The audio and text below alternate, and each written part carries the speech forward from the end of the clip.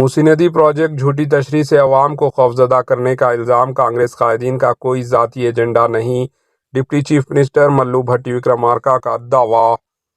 تلنگانہ کے deputy chief minister کا کہنا ہے کہ حکومت کی طرف سے گریٹر حیدرآباد کے حدود والی سرکاری ارضیات، تالابوں، کنڈوں اور نالوں کے تحفظ کے قائم ہائیڈرا پر اپوزیشن شور مچا رہی ہے۔ انہوں نے ہائیڈرا کی انہدامی کارروائیاں اور موسی ریور فرنٹ پروجیکٹ پر سکریٹریٹ میں پاور پوائنٹ پریزنٹیشن دیا۔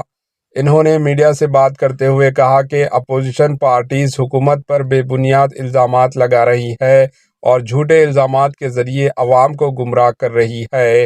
انہوں نے کہا کہ حکومت عوام کے مفادات کے تحفظ کی پابند ہے، موسی ندی میں نئی جان ڈالنے اور جھیلوں کا تحفظ کرنے کے لیے اقدامات کیے جا رہے ہیں۔ یہ تمام کے لیے قابل قبول ہونا چاہیے۔ عوام کے مفادات کے تحفظ کے لیے اپوزیشن پارٹیز کو مشورے دینے کی ضرورت ہے۔ حکومت غریبوں کے مفادات کا تحفظ کرے گی۔ انہوں نے پاور پوائنٹ پریزنٹیشن کے ذریعے یہ دکھایا کہ 2014 سے 2023 کے درمیان شہر حیدرآباد میں آبی ذخائر اور جھیلوں کی ارضیات پر قبضے کرتے ہوئے مکانات بنائے گئے۔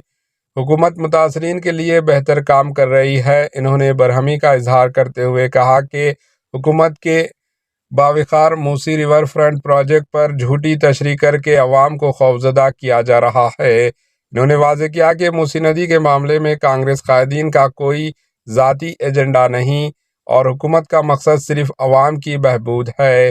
انہوں نے کہا کہ حیدرآباد کا مطلب ہی جھیل، چٹانیں اور پارکس ہیں، لیکن گزشتہ چند سالوں میں شہر کے ان پر قبضہ کر گئے ہیں۔